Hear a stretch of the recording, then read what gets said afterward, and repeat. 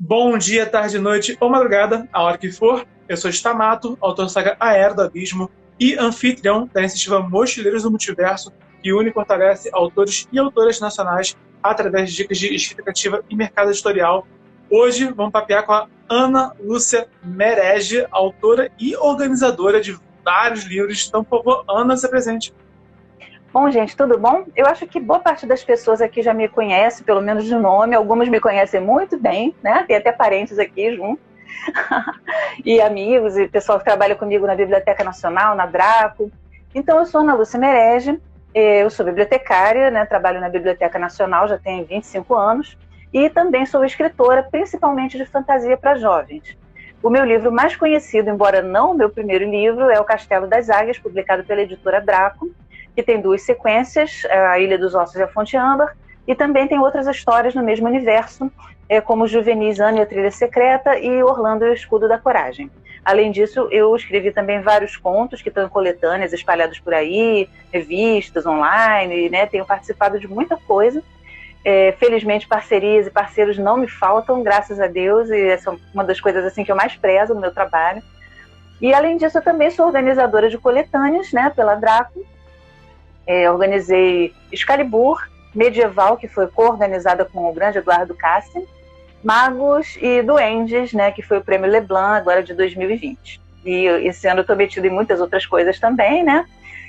Bernardo está a par de algumas delas, outras delas ainda são surpresa. E espero que esse ano seja melhor para todos nós, né? E que em termos profissionais continue sendo bem bacana. Então, eu queria começar porque eu conheci você, já era autora publicada, né? Já tinha publicado a trilogia Até o Guard já, né? Foi o principal, o livro que assim, eu comecei a conhecer você mais a fundo mesmo, seu trabalho mais a fundo. Mas eu nunca tive assim, a oportunidade de conhecer quem foi a Ana antes de ser escritora, né? Eu percebo muito assim dessas influências, né? Como que você entende de mitologia, né? A gente pega essas referências. Mas então, como é que foi assim as suas origens de leitora, né? E como começou a surgir realmente o seu interesse pela literatura e pela escrita? Olha, a minha família é uma família que sempre prezou muito os livros, né? O meu avô gostava muito de ler, apesar dele não ser assim dessa área, né, de letras, de literatura, mas ele era contador. Mas ele era um cara que adorava ler, ele valorizava demais cultura, livros, esse meu avô materno. E, além disso, ele era um excelente contador de histórias. Era o meu avô Jorge Merege. Ele é homenageado assim, em várias histórias minhas, inspirou as histórias lá da família do seu Salim, que é uma que eu tenho colocado na internet. Isso meu avô materno, com quem eu ficava muito, né? E o meu pai e a minha mãe se conheceram no curso de letras da antiga Lafayette, que hoje é o UERJ. Então, os dois estudaram línguas neolatinas e meu pai tinha estudado antes no seminário. Ele tinha uma cultura bastante vasta nessa área clássica, né, e também na área de literatura brasileira e portuguesa. E eu tinha uma casa cheia de livros, eu sou a última de 4 irmãos que também gostam de ler, o mais velho adorava ler, a casa era cheia de livros. E aí você vê, né? Nasci em 1969, a gente só tinha uma televisão. Eu sou a mais nova de 4 irmãos e meu pai adorava ver futebol no domingo. Então eu nunca via televisão, só desenho de manhã cedo. O que tinha basicamente para fazer em casa, se você também fizesse muito barulho, perturbava o pai, perturbava os irmãos. E o que você tinha assim, para fazer realmente era ler, né? Quando meu avô estava lá, a gente contava muita história, a gente contava história. Meu avô recontava a história da mitologia grega para mim. A gente lia Malbataã, clássicos de aventura também, que eu tinha vários livrinhos deles recontados, né, do Mowgli, Chamado Selvagem, A Ilha do Tesouro. Então eu cresci realmente lendo, ouvindo histórias e, por sorte, partilhando, né, com meu avô, que era a pessoa assim, foi a pessoa que mais influenciou realmente a minha infância, né? Mas acho que é uma coisa minha, realmente, de gostar. Desde cedo eu comecei a inventar as minhas histórias, inventar, assim, por exemplo, finais para as histórias que eu não gostava do jeito que terminavam, ou histórias paralelas, né? Escrevi muita fanfic, escrevi fanfic do Mowgli, escrevi fanfic do Conan, quando eu comecei a ler aquelas historinhas, e cedo eu comecei a criar as minhas próprias histórias de universos, né? Mas as primeiras histórias que eu criei, elas não tinham fim, eram umas histórias assim que ainda estavam muito experimentais. Como eu costumo falar, eu sou uma escritora que começou muito de forma empírica, porque hoje você vê muita gente quando começa a escrever, já existe à nossa disposição manuais de escrita, grupos de leitores e escritores na internet, né, nas redes sociais. Você começou a escrever, você já coloca fanfic que as pessoas vão ler, vão opinar, você forma grupos, você entra para coletivos e você tem quem te oriente. E eu não tinha essas coisas, né? Eu fazia as minhas redações escolares e fora isso era eu e eu, escrevendo. Então aquilo foi, né, a minha bagagem cultural e minha bagagem emocional mesmo foram sendo colocadas ali. Eu fui aprimorando, espero, até o ponto em que a minha escrita ficou palatável, ficou madura o suficiente para concluir as obras e aí tentar uma publicação, né? Então a minha primeira publicação foi um livro que eu terminei de escrever em 1995, chamado O Caçador. Nessa época eu já era formada em biblioteconomia, né? Eu já tinha me casado. Eu me formei em biblioteconomia porque se fosse hoje eu teria ido para letras, teria ido tentar essa área editorial possivelmente. Mas na época a única coisa que eu via na minha frente era dar aula e eu realmente não sou uma pessoa vocacionada para ser professora em tempo integral, viver disso, né? Eu posso dar uma aula, um seminário, alguma coisa assim, mas não pegar turmas e trabalhar como professora, porque eu tinha 2 em casa e sabia o que era. Então eu fiz biblioteconomia, eu não me arrependo, eu me encontrei também nessa profissão, trabalho há 25 anos na Biblioteca Nacional com manuscritos coloniais, manuscritos medievais, manuscritos mais contemporâneos também. Tenho muito prazer em receber pessoas para mostrar o acervo da biblioteca e já escrevi muitas histórias inspiradas nele, como, por exemplo, a minha história em Terror na Amazônia, que foi inspirada numa coleção do século XVIII que nós temos lá, de um viajante. Foi pela Amazônia brasileira, comissionado pela coroa portuguesa. Então, são as minhas 2 profissões, elas se mesclam, né, se integram, e eu venho fazendo essa trajetória desde então. Claro que aí eu já acabei estudando muita coisa, ouvindo conselhos, né, tendo leitores críticos que me levaram a aprimorar ainda mais, posso dizer assim, o trabalho, né? Mas a minha trajetória foi muito assim, ela foi muito construída em cima de experiências de vida, de leitura, de convívio também, e muita tentativa e erro antes de eu encontrar a minha voz. Isso é uma coisa que é interessante, né? Os escritores novos, eles não compreendem isso, que você não está só aprendendo uma arte, você está desenvolvendo a sua própria voz, né? Acho que é um equilíbrio, né, entre a sua voz narrativa e também alguns conceitos técnicos, né, que também são inevitáveis também. Mas isso é uma coisa que eu acho que assim, até difícil de desenvolver. E você acho que fez uma coisa que é muito certa, que você já escrevia antes de começar a escrever para publicar. Sim. Eu acho que isso é um caminho que geralmente quem começa, escritores, sinceramente, sendo assim, brutalmente honesto, escritores que começam a escrever tipo, nunca escreveram nada, e escrevem um livro, né? Não fica bom, porque não tem prática, não desenvolveu a voz ainda, não conhece ainda, você não acha? Não, olha, eu acho que os casos variam muito, né? Eu já vi gente que escreveu um primeiro livro, que assim, bastante jovem, né? Um exemplo, por exemplo, é um autor que foi da Draco, que agora está na Intrínseca, se não me engano, que é o Jin Anotsu. O primeiro livro que ele publicou na Draco, ele escreveu aos 16 anos. Né? Uau. E ele realmente é uma pessoa muito talentosa, ele já devia escrever na infância, na adolescência, uma pessoa que tinha... E os livros posteriores dele, claro, foram burilados, né? Você percebe naquele primeiro livro que ele ainda era um pouco cru, mas ainda assim ele era uma pessoa que fez um livro acima da média. Escreveu um livro acima da média, né? Então eu não posso chegar a dizer, não, sempre que você escreve, você é muito jovem, você vai ter feito um livro cru. É claro que é mais provável, né? Claro que é mais provável que você, se for um pouco mais, não vou nem dizer mais velho no sentido de idade, mas se você for um pouco mais maduro, tiver mais reflexão sobre aquilo que você escreve, buscar a opinião de outras pessoas para melhorar seu trabalho, eu acho que você apresenta algo melhor. Mas não quer dizer que uma pessoa jovem não possa começar com um bom livro de estreia, né? Agora, de qualquer maneira, eu acho que jovem ou mais velho, nós somos aprendizes eternos. A gente não pode chegar e falar, não, agora eu já publiquei minha trilogia, eu sou autora publicada, qualquer coisa que eu escrever vai estar boa. Isso não é verdade. Eu tenho contos que eu escrevi nos meus 40 e poucos anos que eu não acho tão bons quanto outros que eu escrevi quando eu tinha 20 ou 30 anos. Depende muito do tema, de como você está, né? de quão entregue você está àquilo, de quanto você acredita naquela história, do teu momento de vida. Né? Às vezes você escreve uma coisa muito bacana, mas não está adequada para aquele trabalho onde você quer que ele entre. Então a gente tem que ter a percepção dessas coisas, tem que ter humildade, né? Mas o que eu digo é, sobretudo, você escrever. Quando você escrever, a única coisa que eu não acho bacana é você escrever só dentro de técnicas. Você pensar, não, a minha história tem que ter isso, eu tenho que botar um personagem assim, eu tenho que ter um desfecho, não sei como. Às vezes tem que seguir a jornada do herói, às vezes não é isso, né? Às vezes você realmente... Você não pode ficar seguindo fórmulas e achando que, às vezes, o primeiro livro deu certo e você segue a fórmula. A gente tem tanto escritor assim, segue sempre a mesma fórmula, né? Eu acho que isso é chato, é cansativo, é cristalizante. Fora isso, né, jovem ou mais velho, eu acho que a gente pode começar com o pé direito. Como a gente pode escrever um primeiro livro ruim, né, ou cru, ou pode escrever um primeiro ótimo e um segundo piorzinho, mas depois a gente vai fazer outras coisas. No final, o que vai ficar aqui é o conjunto da obra. E isso não só o que a gente publica, mas também as amizades que a gente faz, os eventos que a gente participa, as coisas que a gente está junto e as coisas que a gente presencia, né? É o nosso legado, digamos. E como foi o começo de carreira de autora publicada? Como foi publicar o primeiro livro? Como que era o mercado editorial naquela época? Como que você sente que é diferente hoje em dia?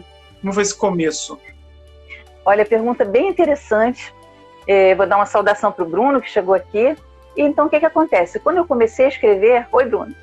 Quando eu comecei a escrever, eu pensava em publicar, e o que se tinha naquela época, década de 1980, 90, era assim: você escreve seu livro, você datilografa ele, faz várias cópias e manda para várias editoras, né, espontaneamente. Ou você participa de um concurso literário, que era uma coisa que já existia, né, concursos e prêmios literários. Era a maneira que você tinha, a não ser que você já conhecesse um editor, já fosse procurá-los e tudo mais. Então, quando eu escrevi meu primeiro livro, eu cheguei de volta no Brasil, terminei de escrever em Portugal em 95, e exatamente isso que eu fiz. Eu fiz várias cópias, fiz uma cópia datilografada, fiz várias cópias xerox e mandei para várias editoras. Tive cuidado de pesquisar para ver o tipo de livro que era publicado naquela editora, para ver, né? Era uma história de fantasia, então não mandei para um lugar que publicasse só poesia, por exemplo, né? Mas tentei todo mundo, na época, Rocco, Record e tal. E quando deram resposta, as 2 ou 3 que responderam disseram que a obra tem qualidades, mas não se encaixa na nossa linha editorial. E ficou por isso mesmo, né? Eu não desanimei, eu continuei escrevendo. E na verdade, eu nem tinha assim, a pretensão de publicar, de fazer alguma coisa assim. Aí passei para o concurso da Biblioteca Nacional, fui trabalhar, fui fazer mestrado, tive uma filha. Quando minha filha tinha 1 ano, estava começando as redes sociais, o negócio de blog, Orkut, né? Esse tipo de coisa assim. E aí eu fiz um blog que existe até hoje, que é o estantemagica.blogspot.com, a Estante Mágica de Ana. Hoje é Blogspot, começou no IG. E comecei a escrever alguns textos e desde 2002 ele está lá, né? Já vai fazer 20 anos, que minha filha vai fazer 20 agora e ele no ano que vem. E eu comecei a escrever algumas coisas, falar, olha, eu sou uma escritora procurando um lugar ao sol aqui. Coloquei alguns textos curtos e coloquei muita coisa também sobre literatura. Na época eu fazia um pouquinho de resenha, que nunca foi uma resenha muito crítica, era uma apreciação. Escrevia sobre livros que eu gostava, mitologia, que era uma coisa que eu sempre adorei, várias mitologias, história e tudo mais. E aí eu entrei para essas redes sociais do início, né, tipo Orkut, principalmente o Orkut. E no Orkut surgiu uma comunidade de escritores de fantasia. E mais ou menos na mesma época, na Biblioteca Nacional, eu resolvi que eu ia dar um curso sobre conto de fadas na Casa da Leitura, porque conto de fadas era a temática ligada ao meu primeiro livro, O Caçador. Então, eu resolvi, com o incentivo dessas pessoas do Orkut e tal, eu resolvi publicar esse livro independente. Publiquei pela Fábrica de Livros, né, do Rio, que era do Senai, se não me engano, e publiquei depois as apostilas do curso de conto de fadas também. Então ficaram 2 livros independentes, eu vendi um pouquinho por conta própria. Essa primeira edição do Caçador foi adotada numa escola, já. Depois eu publiquei um outro livro, que é já no universo Atelgard, que é o Jogo do Equilíbrio, isso já em 2005, ou seja, o Caçador já tinha 10 anos que eu tinha acabado de escrever e eu já tinha feito várias versões, porque a primeira versão realmente era muito crua, era muito castiça, era muito baseada no linguajar português, né? Porque eu morava em Portugal quando eu escrevi, e como era uma história ligada a conto de fadas, ela era assim bem rebuscada, né? Vamos dizer, essa primeira versão. A que saiu independente também era um pouquinho, mesmo assim ela agradou, e um editor um belo dia me ligou dizendo que tinha se interessado, porque o livro tinha saído na Ciência Hoje das Crianças, né? Tinha sido resenhado lá, ele tinha se interessado, tinha comprado o livro e queria publicar. Foi o Fernando Franco. E a gente levou 4 anos mais para publicar. O livro saiu, então, pela Franco Editora em 2009, O Caçador. No ano seguinte, saiu o livro de conto de fadas pela Nova Alexandria, porque o editor lá, o Marco Aurélio, se interessou também, ele saiu pela Saber de Tudo. E o Jogo do Equilíbrio continuou em livro independente e depois virou um e-book pela Draco. que foi uma editora que começou a publicar na época do Orkut. O Orkut essas comunidades de escritores estavam bombando, assim, quando apareceram a Tarja, a Draco, né? E na época a Underworld, que não existe mais, e outras muitas editoras de literatura fantástica começaram a surgir nesse primeiro... na verdade, o primeiro não, é por volta de 2006, 2007, assim, começaram a surgir e foram se intensificando essas pequenas editoras ligadas à fantasia e ficção científica. Aí, eu tinha um conto chamado A Encruzilhada. Eu já tinha escrito os 3 livros do Castelo das Águias e as suas 2 continuações, as primeiras versões, né? E eu tinha um conto chamado A Encruzilhada, que era uma prequel do Castelo das Águias. Aí eu entrei para um grupo que resolveu criar uma coletânea para ser publicada. Estavam tentando o Devir e outras editoras, até que foram indicados para a Draco, que era uma editora que ia começar a publicar seus primeiros livros. Eles já tinham tido uma tentativa, mais de quadrinho, né? E agora iam recomeçar com livros. E aí o editor publicou. E foi o conto A Encruzilhada que saiu no Imaginário Zoom, um dos primeiros livros publicados pela editora Draco em 2009. Tá? Quando eu fui a São Paulo para o lançamento, o Eric Santos, o editor da Draco, me perguntou se eu tinha romance para publicar. E eu disse que tinha. Aí mandei para ele, fiquei na expectativa de ler, o meu romance vai ser publicado, que é o Castelo das Águias. Ele me devolveu dizendo que ele não tinha gostado, que ele achou que eu tinha escrito muito bem, que o universo era muito bacana, mas que a história, como estava contada, ele não tinha curtido tanto. Então ele pediu uma leitura crítica na época da Ana Cristina Rodrigues, também escritora de fantasia, que por acaso até mora em Niterói aqui também. A Ana fez uma leitura crítica, o Eric também foi fazendo as críticas dele, e eu, arrasada com aquele banho de água fria, mesmo assim, fui lá, escrevi, mexi na história, modifiquei muita coisa. Hoje eu teria modificado mais coisas ainda, mas o livro já está fazendo 10 anos, né? Ele foi publicado em 2011, então agora em abril faz 10 anos do lançamento dele. Hoje eu mudaria muita coisa. Eu acho que eu firmei minha voz, mas foi um livro que eu escrevi, o primeiro livro que eu escrevi, ou pelo menos reescrevi, pensando num público leitor. Quem vai me ler? Né? Quem vão ser as pessoas que vão ler? Elas vão gostar desse romance? Elas vão achar que o casal se entendeu muito rápido? Elas vão entender os motivos aqui para a personagem não se meter numa confusão aqui onde ela não vai se sair bem, ou para ela se... Né? Então foi o livro que até hoje me deu mais feedback, que eu tive mais críticas, né? Tanto positivas quanto negativas, né? E foi um livro que foi realmente o divisor de águas na minha carreira. Aí eu já tinha resolvido no ano anterior, uns anos antes, né? Já tinha assinado o contrato com outro juvenil, que é o Pão e Arte, com a escrita fina, que hoje chama Zit. E depois eu publiquei as continuações do Castelo das Águias em 2014 e 2016. Na Ilha dos Ossos, que é o segundo volume, eu mexi pouco, mexi também mais menos, e na Fonte Âmbar eu reescrevi mais, aí já não por conta do editor ter comentado qualquer coisa, mas porque eu achei que a história melhoraria muito mais, eu já estava com outra cabeça, né, outro traquejo de escrita, né, e aí foi. E nesse meio tempo eu já tinha organizado coletânea, já tinha publicado Ana e a Trilha Secreta, que saiu em 2015, já tinha colaborado com o projeto PHI, que é um projeto maravilhoso que existe no Paraná de disponibilização de obras, né? A gente fez uma parceria, a Draco, eu e a Gráfica e Print, que trabalha com eles, então a gente fez o livro Tesouro dos Mares Gelados para distribuir. Depois, uns 2 anos atrás, em 2019, a gente fez Contos Fantásticos da Voz Extraordinários, né? 5.000 exemplares que estão rodando Paraná, várias cidades lá. E aí fui encontrando pessoas, às vezes eu me oferecia para fazer parte das coletâneas, tipo a Martelo das Bruxas, da Argonautas, às vezes eram as editoras ou os autores que me procuravam para fazer algum tipo de parceria, algum tipo de proposta. Eu tenho uma sorte incrível de só ter encontrado gente boa, bem intencionada, gente que me fez crescer, né? Eu não vou dizer que todas essas obras, tanto as minhas quanto as coletivas, são maravilhosas, né? A obra que revolucionou, mas são obras feitas com carinho, feitas com respeito, feitas com seriedade, né? E cada uma delas engrandeceu tanto a minha trajetória quanto eu acredito a trajetória dos outros que participaram, né? E também tomaram um tijolinho, né? na grande construção que é a literatura fantástica nacional. Então, hoje em dia é muito mais fácil publicar, a gente tem editoras de todos os tipos, desde as mais tradicionais até as editoras independentes, né? Que estão aí, e todas as possibilidades que nós temos para independentes, tanto autores quanto editoras, né, para publicar em e-book, para publicar audiolivros, né, para publicar de todas as formas. E o que a gente tem que continuar fazendo é um trabalho de coração, bem pensado, né, contando sempre com outras pessoas que leiam, que opinem, né, no nosso trabalho, para a gente Às vezes a gente fica meio assim, meio cegueta assim, para as próprias bobagens que a gente escreve de vez em quando. Tem que lembrar que o universo está na nossa cabeça, nem sempre o leitor vai entender o que a gente quis dizer. Então é bom a gente buscar, né, o feedback desse leitor e aceitar as críticas. Lógico que engolir sapo não, mas as críticas educadas, construtivas, a gente deve aceitar, deve ouvir, né? E acima de tudo, mesmo que, lógico, existam grupos, existam pessoas que você tem mais afinidade, existam opiniões que você não concorda, né? Mas vamos tentar ser mais unidos realmente, porque já é muito difícil. Então, se as pessoas começarem a brigar, começarem a um implicar com o outro por causa de uma nomenclatura utilizada, por causa, sabe, de uma crítica que não pegou bem, é muito chato, né? Vamos nos unir, porque, como já dizia o Pink Floyd, né, Together we stand, divided we fall. E eu quero dar um olá pro Diego Guerra, que acabou de entrar aqui, meu querido amigo da Draco. Tudo bom, Diego?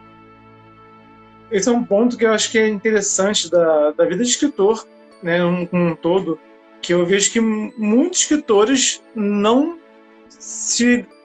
abrem os olhos para a importância que é esse networking literário, né? Porque em qualquer carreira assim, mas no mercado literário também, ninguém cresce sozinho, ninguém lança um livro sozinho. O livro tem um monte de profissionais que participam, que colaboram, por mais que um escritor queira fazer sozinho todo o livro, né, vai ter que contratar, no mínimo, um revisor ortográfico, né? Acho que e olha que tem escritores que publicam sem revisão ortográfica e fica muito precário, sabe? Porque é inevitável. Você pode escrever muito bem. Você não vai escrever dezenas de milhares de palavras, talvez centenas de milhares de palavras, todas muito bem. Então tem que ter uma revisão ortográfica, sabe? Então a gente vai contratar revisor, vai contratar capista, vai contratar muito possivelmente um diagramador, né? Então, quer dizer, o livro não nasce sozinho, sabe? O escritor, ele vai com certeza dar a semente, vai fazer crescer a planta e dar o fruto, mas tem todo um ecossistema ao redor disso que a gente planta, né? E muita gente não se toca disso, né? Eu vejo que é importante, até você citou a Ana Cristina, né, que é uma profissional excelente, né? Ela trabalhou com editoras já, ela tem a Aquário também, né? Ela já publicou também coletâneas, ela já tem os livros dela. Ela trabalhou na sede de emergência, que era portuguesa e que teve no Brasil, né, por um tempo, e ela trabalhou com eles. Então, e é interessante ouvir, né, também esse ponto de vista, o dela, o seu, né? E a gente aprende muito, a gente aprende também com a experiência dos outros também, claro. E trocar essa figurinha, trocar essa perspectiva também, né? É muito importante. Como que você encara essa questão do networking literário? Teve algum momento que você abriu os olhos para isso ou veio espontâneo, né? Como é que você enxerga a importância disso hoje em dia?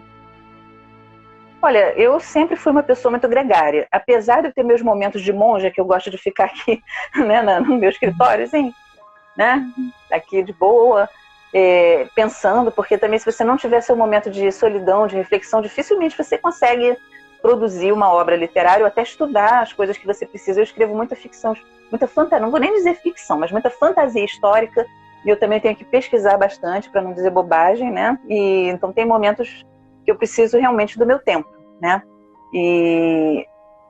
Mas esse networking, ele é importantíssimo, sabe? E o tempo de networking, ele não deve ser usado para você ficar fazendo panelinha, falando do que está acontecendo nos bastidores, embora seja importante saber o que acontece nos bastidores, sem dúvida. Quero dizer um oi para a Domênica Mendes, que está entrando aqui, do Leitor Cabuloso, amiga queridíssima, né? Eu estou muito emocionada porque eu estou vendo justamente pessoas com quem eu convivo em vários lugares diferentes, que fazem parte de vários grupos com os quais eu interajo, né? Grupos de escritores, Biblioteca Nacional, entrou um primo meu, entraram amigos de coletivos de escritores que eu participo. Então, desde sempre, como eu falei, né? A gente começou no Orkut, né? Começou com aquele grupinho de pessoas assim que discutiam, debatiam o trabalho umas das outras e liam os textos uns dos outros, né? O que a gente tem que procurar fazer, passando desse networking, é ampliar o nosso círculo de leitores, né? Porque o que acontece? Eu sempre brinquei, eu tenho 5 leitores e meio, eu tenho 8 leitores e meio. Hoje eu digo que eu tenho uns 32 leitores e meio, porque sempre tem alguma grávida no meio. Aí é brincadeira. ou alguém que está lendo o livro ainda não terminou, né, também. Mas é só para brincar esse meio aí, fica de brincadeira, tá? Não que eu acho que uma grávida é um leitor e meio, mas é brincadeira, tá? Não levem a mal.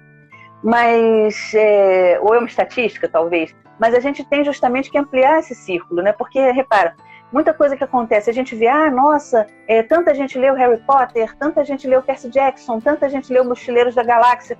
Sim, mas muitas pessoas só leem aquele livro. O que a gente tem que fazer é mostrar para essas pessoas que existem outras obras de fantasia, de ficção científica, de terror, que são bacanas também, né? E que muitas delas são produzidas aqui no Brasil. E aí fica aquela coisa, poxa, mas tem tanto livro que as pessoas publicam que é ruim, que é cru. Não, cara, isso também tem em todos os países. O que acontece aqui é que você tem acesso a toda a produção nacional. O que chega aqui traduzido dos Estados Unidos ou da Inglaterra, normalmente é um livro que já está consagrado lá fora e que as editoras aqui traduziram e investiram nele, e já fizeram um trabalho editorial. Se você for olhar até a Amazon norte-americana ou inglesa, você vai encontrar muito livro, igual tem aqui, livro cru, livro absurdo, livro mal revisado, livro com capa horrorosa, né? Então isso tem em todos os lugares. Vamos dar um desconto, tá?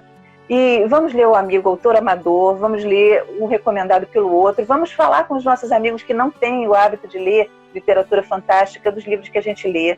Vamos tentar ampliar o círculo, né? Porque uma das coisas que a gente está precisando realmente é sair desse nosso grupinho. Eu já estive em eventos literários de fantasia, né? Uns anos atrás, que era muito chato, porque praticamente só tinha escritor e editor, né? E hoje eu vejo com alegria que, por exemplo, o Odisseia da Literatura Fantástica em Porto Alegre junta não apenas o pessoal que escreve e que já lê, que já é fã de ficção científica e literatura fantástica, e fantasia e quadrinhos, mas junta outras pessoas, junta turma de estudantes, né? Nos eventos que fizemos em Niterói, juntou grupo de estudantes, eles vieram durante a semana com a escola, depois eles voltaram com os pais no final de semana para ler a gente. Então eu acho que esse nosso networking tem que existir para ampliar nossa teia. Não é para a gente ficar só se retroalimentando, um elogiando o outro, um brigando com o outro, pior ainda, um lendo o outro, não, entendeu? Vamos ampliar. Eu leio meu amigo, eu recomendo meu amigo para minha colega da Biblioteca Nacional, que de repente lê um livro parecido, pode curtir, para o meu primo, né, para o vizinho, para a pessoa que eu encontro num curso de outra coisa, sabe? Vou mandar com o livro embaixo do braço. Eu acho isso importante, né? E esse networking serve para a gente fazer essas estratégias, combinar eventos, né? Combinar uma opção de coisas, um dá força para o trabalho do outro. Olha quanta gente... Rick Galazzi, meu Deus, você está aqui. Olha quanta gente bacana tá aqui com a gente, sabe? Então, poxa, eu só posso dizer que meu trabalho tem sido mesmo nesse sentido, não é só por mim, ou pela Draco, ou pelas pessoas que estão na coletânea que eu organizei, ou que eu participei. É por todos nós. Por todos nós. Em termos de rede social, né, isso também se fortalece muito, porque eu acho que se você, um autor que faz, ou autora, que faz a rede social e fala só de si mesmo, chega um ponto que chove no molhado, né, chega um ponto que quem segue, tipo, tem aquele momento de ok, eu já sei disso, sabe? E não tem, acaba ficando um conteúdo assim, é que nem você queria, na minha visão, plantar a mesma semente no mesmo terreno várias vezes, vai acabar, vai começar a desgastar esse terreno, vai ficar infértil, né? Claro, e você tem que ter um equilíbrio. Você tem que ter um equilíbrio. Sim, e até porque os nossos seguidores também gostam de saber o que a gente lê também, né? Os nossos seguidores também gostam de saber o que nos inspira, né? O que nos influencia, saber conhecer também o nosso redor, né? Então isso é tanto no evento literário, isso também é tanto na leitura do dia a dia, né? Então a gente antigamente, né, você falou muito da época do Orkut, a internet estava engatinhando ainda, né? Você falou do blog antigo, né? Eu lembro de Fotolog nessa época também, né? Então a internet estava muito assim, ganhando forma ainda, que hoje em dia já tem hoje em dia surgem novas redes sociais, mas já estão muito mais, já chegam mais amadurecidas já.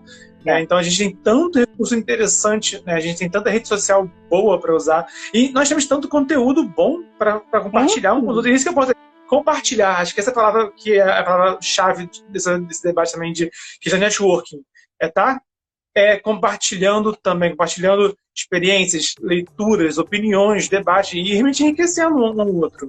É claro, eu acho que, olha, tem um provérbio africano que eu adoro citar, porque você sabe que eu adoro literatura tradicional, né?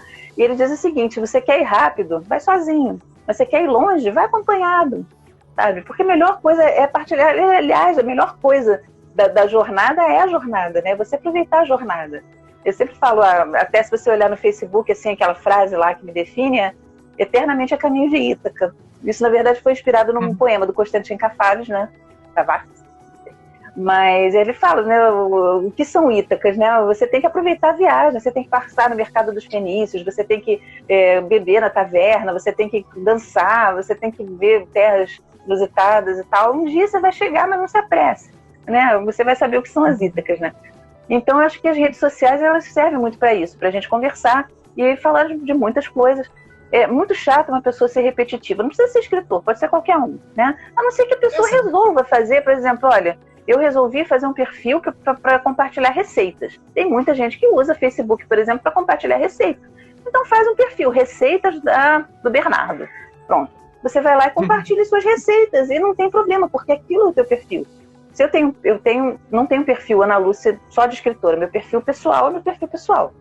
Tem umas coisas que eu ponho só na página do Castelo das Águias, e até já falei, olha, você só quer saber de Atelgard, mas mesmo na página Castelo das Águias, eu não fico só falando do meu livro ou vendendo meu livro. Eu posso falar de calendário medieval, eu posso botar uma referência de um estudo medieval, posso chamar para uma live de um professor de história, né? No Contos da Clepsidra, mesma coisa, eu falo do Baltazar e do Lísias e tal, eu boto um link para um livro, um conto meu que está na Amazon, mas eu também faço postagens, principalmente replico, né, postagens sobre as localidades onde os fenícios estiveram, lives, né, música antiga com harpa, porque a gente tem que dar uma variada, né? Nada mais chato do que aquela pessoa que te pede uma amizade para ficar o tempo inteiro publicando, olha, compra o meu livro, o meu livro é bacana, né? Eu ainda perdoo, só não perdoo se nunca falou comigo nada, já veio no inbox nem para me dizer, olá, tudo bom, como você tá? Eu sou fulano, obrigado pela amizade. Não, já vai colocando lá a propaganda do livro, quanto custa e quanto, sabe? É muito chato, sabe? Eu deleto. Hoje em dia eu deleto. Quem manda inbox vendendo, eu deleto. Coisa que eu detesto, quem me marca. Quando eu vejo a notificação, você mais 98 pessoas foram marcadas no post. Eu olho só para confirmar que foi um post de venda, e aí eu vou lá e desfaço amizade, né? Então tem muito disso também, tipo, oi, eu vim divulgar meu trabalho literário, eu falei, meu Deus do céu, você tá panfletando, ninguém gosta de panfleteiro, sabe? Ninguém sai de... O que eu ninguém faço vai passear pensando, pô, tomara que tenha um panfleto na minha mão hoje, ninguém pensa nisso. O que eu faço normalmente, tem e-mail dado certo assim, eu coloco o que eu quero, por exemplo, olha, eu estou divulgando uma campanha do não sei o que, tarará. E se eu quero que determinadas pessoas vejam, principalmente quando é o início, por exemplo, uma campanha no Catarse, então o que eu faço? Eu, às vezes, falo com pessoas com quem eu já tenho um certo contato, falo, às vezes, nos grupos, olha, eu estou começando uma campanha, vou deixar o link com vocês e tal. E, eventualmente, eu marco pessoas para ver aquilo nos comentários, né? Eu ponho no comentário, você vai ver que eu comentei, botei lá seu nome, porque eu queria que você visse uma postagem minha. Eu acho que isso não é tão invasivo assim, mas não com a pessoa. Eu só marco a pessoa se ela tiver realmente a ver com aquilo, ou se for uma coisa que eu acho que ela vai gostar muito. Por exemplo, se eu vir uma resenha do teu livro, entendeu? Aí eu reposto a resenha e boto do livro do Bernardo Stamato, eu te marco lá. Porque aí você, né, assim, você vai se ver. Ou mas então, é muito diferente também quando a pessoa... a pessoa sabe que eu amo águias, e aí ela bota uma foto linda de uma águia e bota, olha, Ana Lúcia Merege, sabe? Eu não levo a mal de maneira alguma, a pessoa é um carinho da pessoa, né? Sim, lógico. Mas bem, esse que é o ponto. Tipo, uma coisa é você conversar com uma pessoa que você já teve algum diálogo, né, básico, né? Que você tem, e aí, tudo bom? Como tá a família? Como tá, né? Quando essa pessoa com quem você tem um diálogo te marca, lógico que a gente leva numa boa, né? Agora tem gente que já chega, te adiciona, você aceita e já chega te vendendo. Aí isso pra mim, aí hoje em dia eu nem aceito mais desconhecido. Eu me arrependo, inclusive, de ter tido essa fase de que eu aceitava todo mundo que me adicionava, né?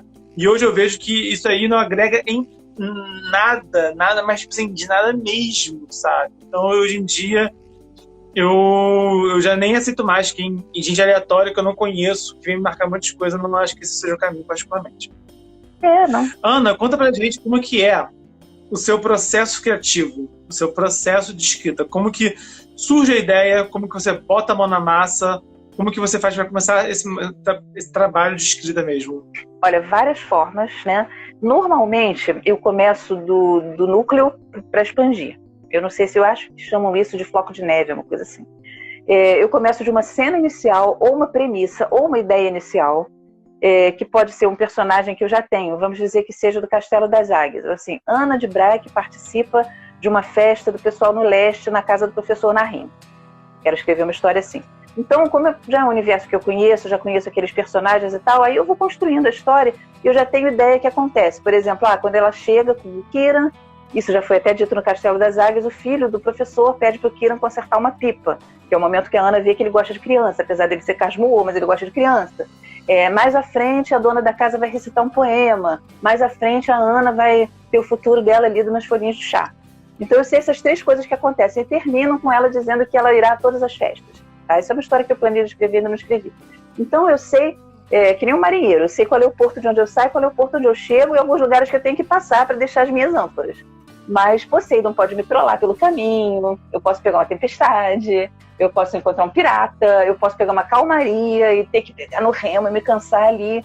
Então, normalmente, o meu processo é esse. Eu parto de alguma coisa, defino mais ou menos onde eu quero chegar, qual é a história que eu quero contar, e aí eu, eventualmente, numa história mais longa, principalmente, eu tenho alguns marcos que eu viro, o resto vai se adaptando, né?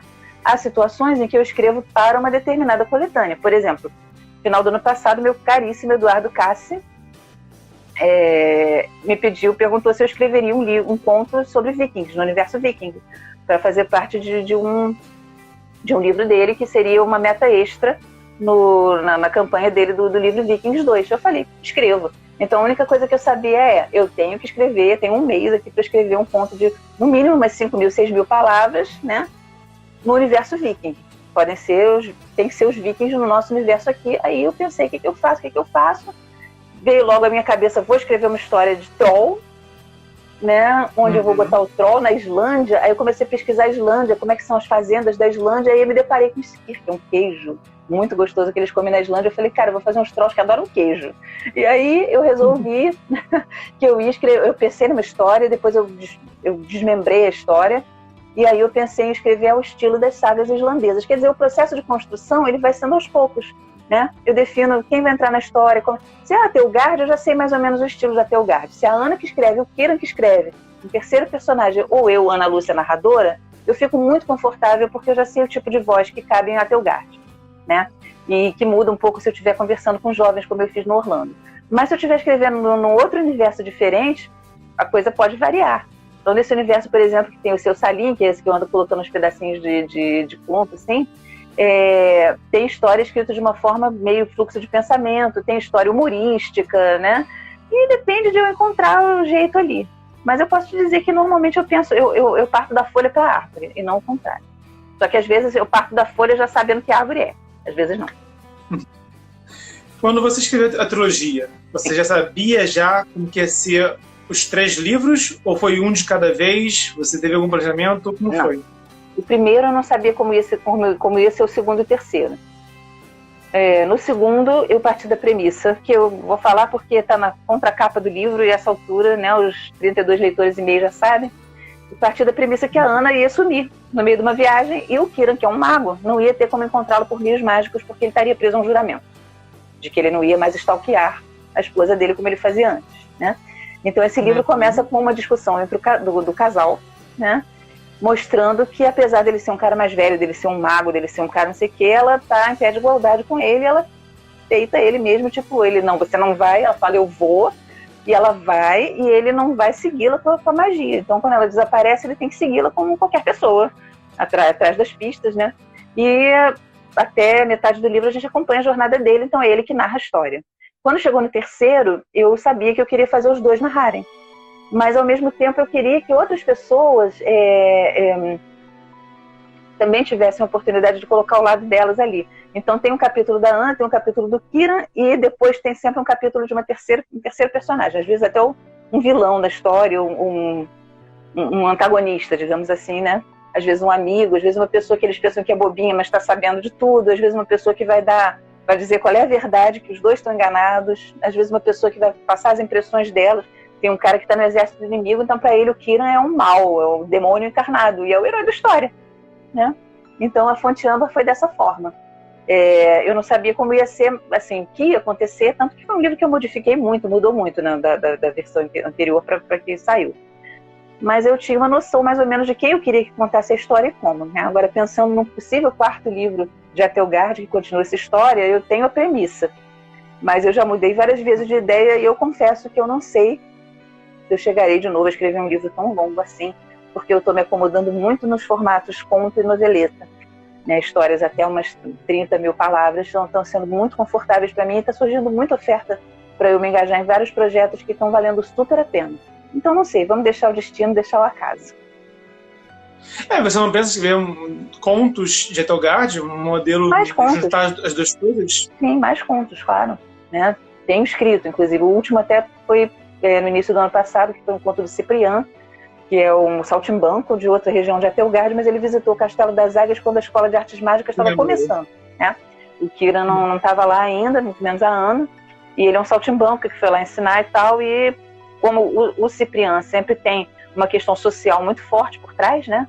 Porque ele é como se fosse uma espécie de O Cipriano, na verdade, ele foi trazido do nosso universo para Atelgard. Quando ele começou, ele era um moçárabe. Ele era uma pessoa de uma população descendente de muçulmana, né, que vivia na França, no sul da França, e lá tinha tido uma reconquista, então ele era meio que um cidadão de segunda classe, assim, uma pessoa bem popular, um jogral, né? Só que as coisas que eu queria que ele fizesse não cabiam mais no nosso universo, ia ficar tudo muito anacrônico, então ele acabou sendo transplantado para o universo fantástico, né? Um dos vários universos que compuseram o Atelgard. E aí foi o último conto longo que eu escrevi de Atelgard, que está lá no blog do Castelo, né? Castelo das Águias, blogspot.com, que é onde vocês encontram muita coisa sobre Atelgard, conto para ler de graça, desenhos encomendados por mim, ou fanart mesmo, fanfic, posts sobre o universo Atelgard, link também para compra dos livros e contos, né, cronologia. Então já estou dando aqui até o meu jabazinho, né?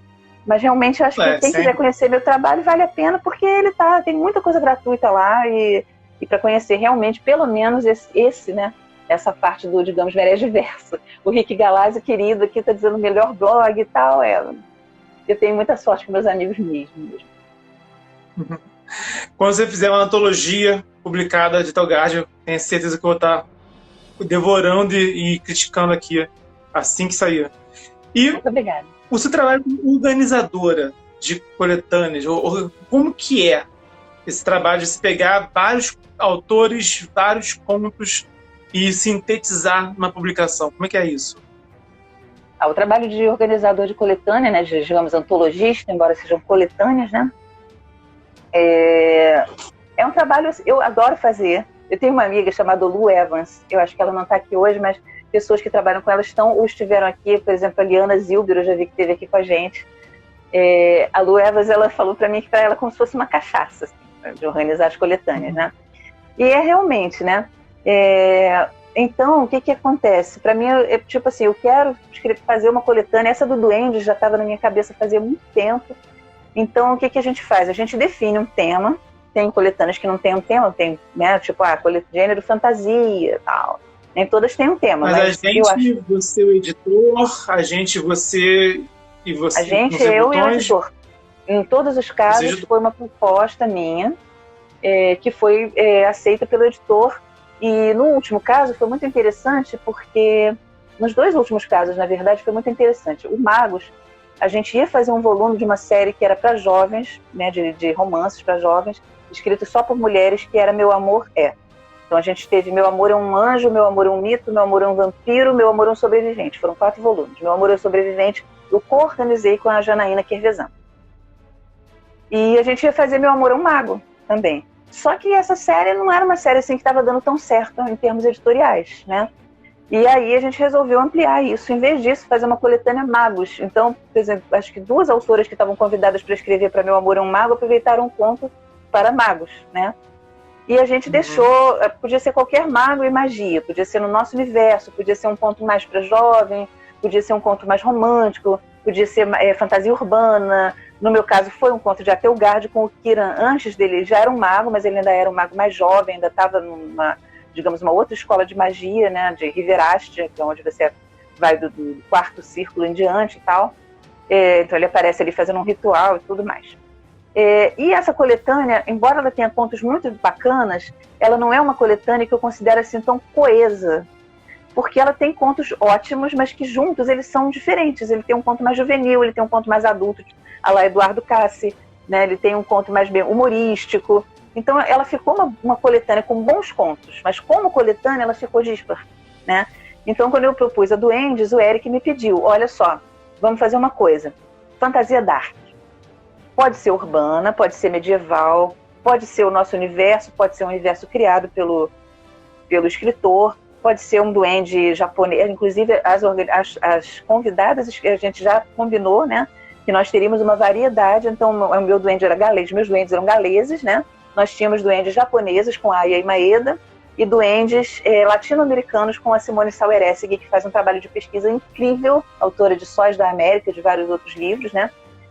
Ela faz um trabalho maravilhoso dessa parte de América Latina, de todas as Américas. E aí você pode ter tudo isso, mas desde que seja dark. Então a gente colocou olha, é fantasia dark, não queremos duende fofo. A gente tem um conto em que os duendes não são malévolos, são um pouquinho trapaceiros assim, mas não são malévolos, né? Mas o conto ainda assim tem uma parte bastante dark, e os demais duendes são todos no mínimo trapaceiros, como os duendes são, que fazem tratos com você, né? E muitos são malévolos mesmo. Então eu tive que recusar contos muito bem escritos, mas onde o duende era bonzinho. Era um conto, às vezes nem juvenil, mas era um conto realmente muito leve.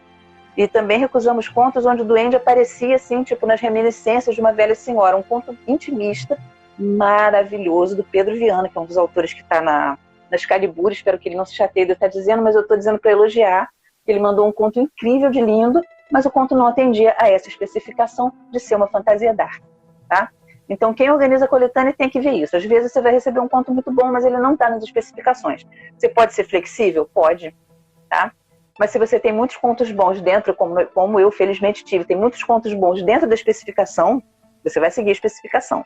Outra coisa, você tem que dosar os contos. Em Excalibur eu recebi muito conto de Mordred e muito conto de Lancelot. Eu não podia botar uma coletânea de 12 contos, sendo 8 de Lancelot e 3 de Mordred, né? Eu tinha que ter Merlin, eu tinha que ter Arthur, eu tinha que ter outras coisas acontecendo ali. Então, né, teve contos assim, maravilhosos que não puderam ser aproveitados por causa de você ter essa dosagem ali entre os personagens e os temas que a gente estava abordando, né?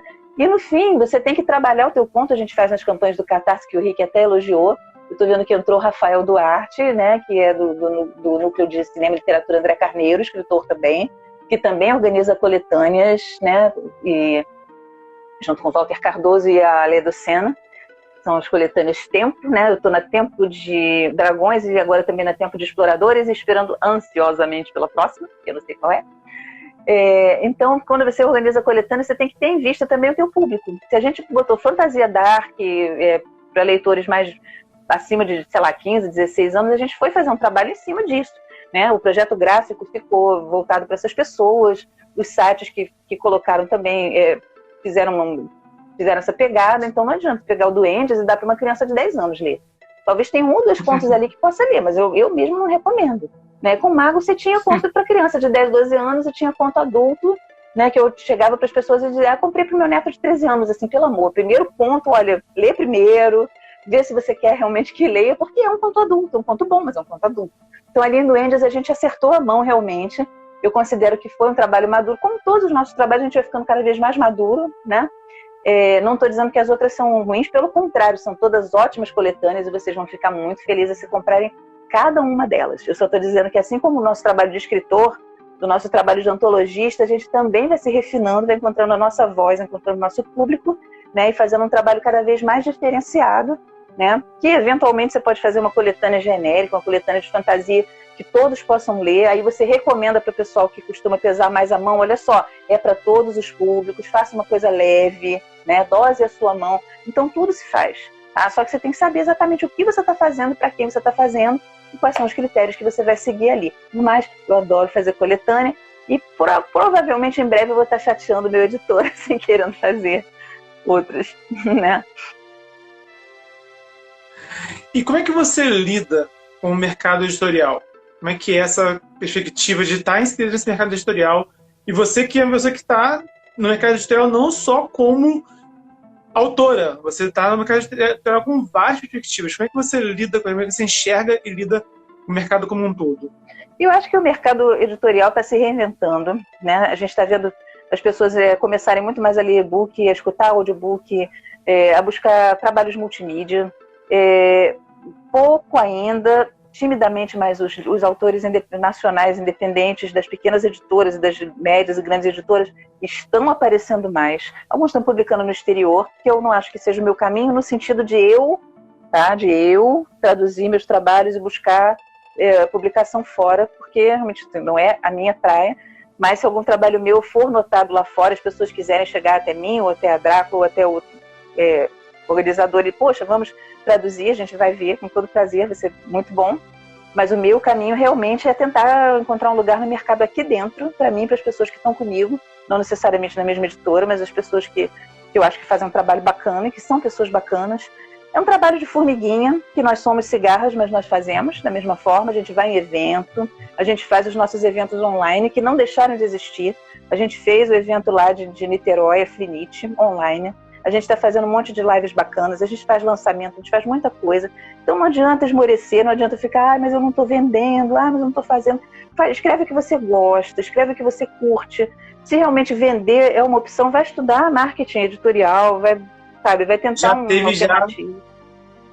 Já teve vídeo seu com o Luda Falcão, do Odisseia, da Editora Fantástica, que não pôde ocorrer por causa da pandemia em 2020, mas já o seu bate-papo com ele lá, não é verdade?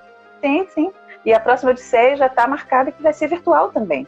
Eu sou uma das juradas, inclusive. Agora. Então vai ser virtual, assim como vão ser virtuais. É uma feira que eu fui convidada pelo querido Braulio Tavares para participar em Praia do Forte também. É uma feira literária de Praia do Forte, que eu acredito seja uma mesa de literatura fantástica ou literatura juvenil, e vai ocorrer de forma virtual. Então as pessoas estão fazendo isso, sabe? A gente vende pelo correio, a gente vende livro em e-book, né? Por exemplo, a Lu Evans, ela faz essa opção. Você faz o livro por e-book e você tem uma loja que você pode imprimir se você quiser o seu exemplar. Ou se você quiser 10 exemplares, por exemplo, vou no evento e quero vender esse livro. Faz 10, faz 20, faz 30 e vende no evento, não tem problema nenhum. Sabe? Então eu acho que a gente tem todas as possibilidades. A única coisa que a gente não pode é ficar se comparando e se lamentando, tipo, eu não vendo meus livros e tal. Cara, se realmente é tão importante assim que você venda, você tem que ver, você não está sendo vendido, ou você não está sendo percebido, ou você não está sendo lido. O que está realmente acontecendo, né? Você tem que ver, às vezes, para um mercado como o nosso, você ser uma pessoa totalmente desconhecida, numa pequena editora ou independente. Se você vendeu 50, se você vendeu 100, você fez muita coisa. Parabéns para você, porque, olha, realmente é difícil, sabe? Ninguém disse que é fácil. E todo mundo começou da estaca zero também. Sim, sabe? Todo mundo começou, sabe? Menos o Paulini. O Christopher Paulini era filho do dono da editora. Fora ele, todo mundo começou do zero. Pois então eu senti muito isso quando eu publiquei, porque eu já tinha um Instagram grande, né? E eu aprendi na marra de que não é porque eu tinha um Instagram com mais de 10 seguidores que eu ia me tornar também um escritor reconhecido de imediato. Então, e isso aprende na marra mesmo. Eu vi uma pessoa que publicou recentemente o primeiro livro, ele falou, olha, quando eu publiquei, eu achei que eu me tornaria um escritor, que todo mundo que eu conheço iria comprar meu livro, e que eu me tornaria um escritor, não vou dizer famoso, mas um escritor bastante conhecido. Mas eu estou muito frustrado com as minhas vendas. Mas ele está frustrado no sentido de teve as expectativas frustradas, né? Esperava mais. Porque quando a gente entra, se a gente já não está no meio, às vezes a pessoa, quando publica o primeiro livro, ela já está em coletânea, ela já conversa com as pessoas, ela já está em grupos, ela já vê o que acontece. Às vezes ela entra sem saber. A pessoa, por exemplo, é um jornalista, um professor universitário, tal, e a pessoa acha que às vezes não. Às vezes você faz um lançamento maravilhoso, vende pra caramba na Amazon, mas no ano seguinte é muito difícil você vender alguma coisa. Já o Castelo das Águias, por exemplo, ele é um livro que foi publicado há 10 anos. Tá? Eu não vou dizer que ele é um livro que está sempre lá no topo, porque não está. Mas ele é um livro que, sabe, todo mês, assim, ele vende alguma coisa. Sabe? Ele vende um exemplar na Amazon, ele vende na Draco, pessoas me escrevem pedindo que eu envie. Agora, na pandemia, não estou fazendo isso, não estou botando no correio. Mas ele é um livro que está aí, as pessoas me perguntam coisas dele, as pessoas leem ele, o Espalho Fantasia, que é o nosso grupo de leitura, escolheu ele. E muita gente leu e sabe, isso foi maravilhoso. Sabe? Então é o que eu estou falando, é a jornada. Sabe? Um livro é um ponto na tua jornada. E a gente tem que continuar com ela. E o evento literário é a parceria literária, sabe? É o diálogo com blogs também, né? Que são coisas que a gente, escritores faz, a gente, editora, tem que fazer também, né? E é um diálogo eterno, sabe? Que a gente tem que estar sempre atualizando. Sem dúvida. Tem que se reinventar. E Ana, o que em 2021, o que você pode contar de que você está produzindo, que você está botando a mão na massa daqui para frente? O que você já pode revelar para a gente? Olha, eu posso dar uma pistazinha, né? Justamente nesse momento está entrando aqui a Lana Dilene. A Lana Dilene eu conheci porque ela foi a segunda leitora crítica do Castelo das Águias. Ela leu a segunda versão do Castelo e fez a revisão. Ela é da Paraíba, tá? E ela escreveu comigo uma história a 4 mãos. E em breve a gente vai revelar essa história. Ela vai aparecer para vocês, né? Não aqui nesse momento, mas na segunda-feira vai ao ar o podcast Imaginários da editora Draco, no qual eu vou falar mais um pouquinho sobre esse trabalho em conjunto com a Alana e também sobre um trabalho meu que vem de muito tempo. Então a gente vai fazer uma coisa muito bacana, vai ser uma campanha, a gente vai precisar da ajuda de todo mundo. Eu estou realmente procurando muitas pessoas que são divulgadores, né, para poder ajudar com esse trabalho.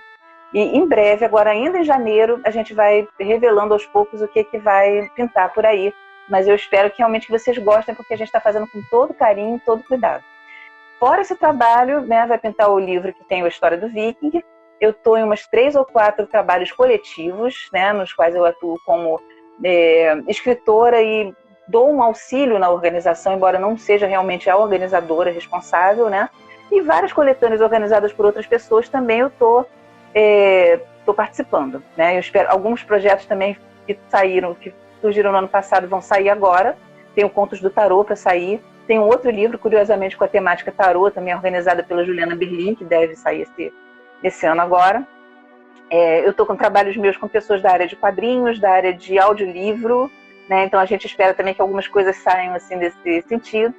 E fora os eventos que eu espero continuar fazendo, né? Então eu acho que tem muito trabalho pela frente, né? Felizmente a gente, apesar do mundo estar tão difícil, né? Das coisas estarem tão complicadas para o mundo todo, e alguns de nós eu sei que estão passando por problemas pessoais complicados, e a gente tem que estar preparado para esses imprevistos. Comigo, graças a Deus, está tudo bem.